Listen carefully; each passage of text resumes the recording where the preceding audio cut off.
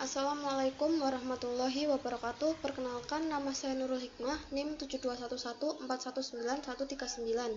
dari Rombel Akuntansi D 2019. Di sini saya akan mempresentasikan bab 1 pengantar sistem informasi. Mata kuliah Sistem Informasi Manajemen yang diampu oleh Bapak Prabowo Yudo Jayanto, SE MSI. Yang pertama, sejarah sistem informasi terdiri dari 3 bagian, yaitu evolusi peranti keras komputer, yang kedua komputer berukuran lebih kecil, dan yang ketiga hukum Moore atau Moore's Law. Yang pertama, sejarah sistem informasi komputer telah digunakan untuk aplikasi bisnis sejak pertengahan tahun 1950-an. Dalam kurun waktu setengah abad, komputer mengalami berbagai evolusi.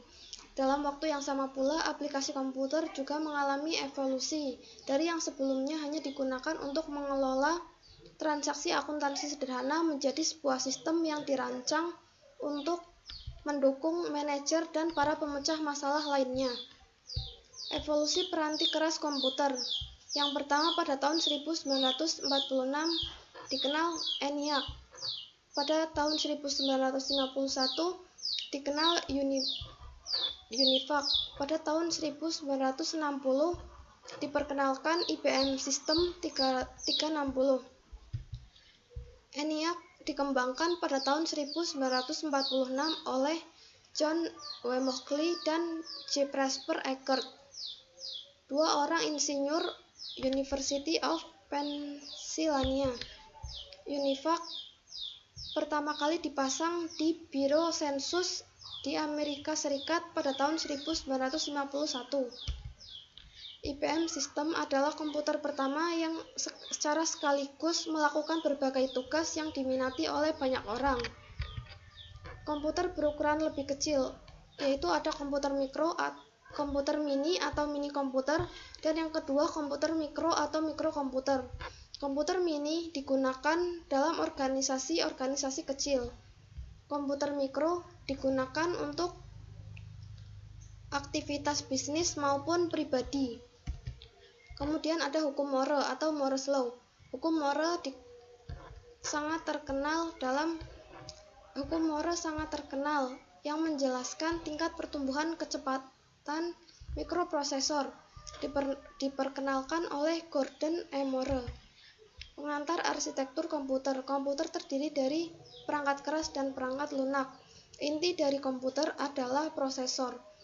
Prosesor dikendalikan oleh sistem informasi. CPU mengendalikan seluruh komponen lainnya. Random Access Memory atau RAM adalah tempat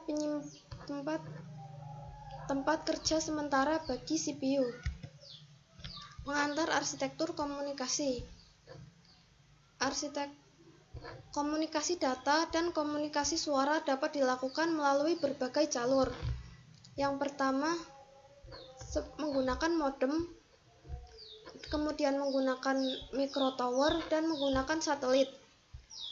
Untuk komunikasi data, modem diperlukan pada awal dan akhirnya. Evolusi di bidang aplikasi komputer. Yang pertama, sistem pemrosesan transaksi. Yang kedua, sistem informasi manajemen. Yang ketiga, sistem kantor virtual. Yang keempat, sistem pendukung pengambilan keputusan. Dan yang kelima, sistem perencanaan sumber daya perusahaan. Sistem pemrosesan transaksi. Secara fisik, sumber daya input melalui proses transformasi kemudian menghasilkan sumber daya output. Model sistem pemrosesan transaksi. Di bawah ada sumber daya fisik input, transformasi, dan sumber daya fisik output. Kemudian dikumpulkan ke dalam basis data. Kemudian diolah melalui peranti lunak pemrosesan data sehingga menghasilkan informasi bagi manajemen dan lingkungan sekitarnya. Sistem informasi manajemen didefinisikan sebagai suatu sistem berbasis komputer yang menghasilkan informasi yang berguna bagi pihak terkait. Sistem akan menghasilkan informasi melalui peranti lunak pembuat laporan dan model matematika. Sistem kantor virtual. Kantor virtual yaitu melakukan aktivitas kantor tanpa tergantung pada lokasi tertentu. Misalnya, para manajer melakukan video conference tanpa harus berkumpul di tempat yang sama. Sistem pendukung pengambilan keputusan. Sistem pendukung pengambilan keputusan adalah suatu sistem yang berguna bagi manajer atau sekelompok kecil manajer untuk pengambilan keputusan. Sistem perencanaan sumber daya perusahaan. Sistem perencanaan sumber daya perusahaan yaitu sistem berbasis komputer yang dapat digunakan untuk memanajemen semua sumber daya perusahaan.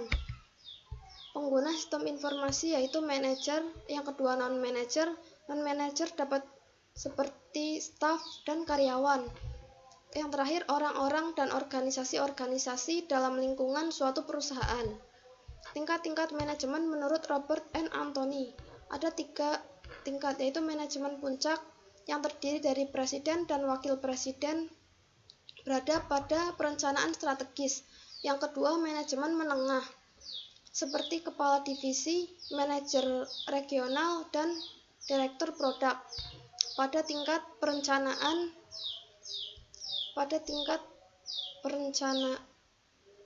kendali manajemen. Yang terakhir manajemen rendah yaitu seperti kepala proyek. Manajemen rendah berada pada tingkat perencanaan kendali operasional.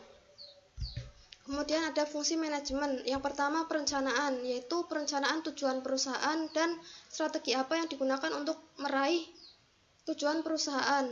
Yang kedua pengorganisasian, yaitu mengorganisasikan semua sumber daya perusahaan untuk mencapai tujuan perusahaan.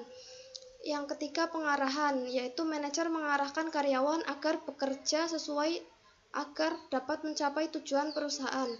Yang keempat pengkoordinasian atau coordinating, yaitu mengkoordinasikan seluruh kegiatan agar tujuan perusahaan dapat tercapai. Yang terakhir pengendalian atau controlling, yaitu mengendalikan suatu kegiatan agar tujuan perusahaan dapat tercapai. Tahapan-tahapan pemecahan masalah.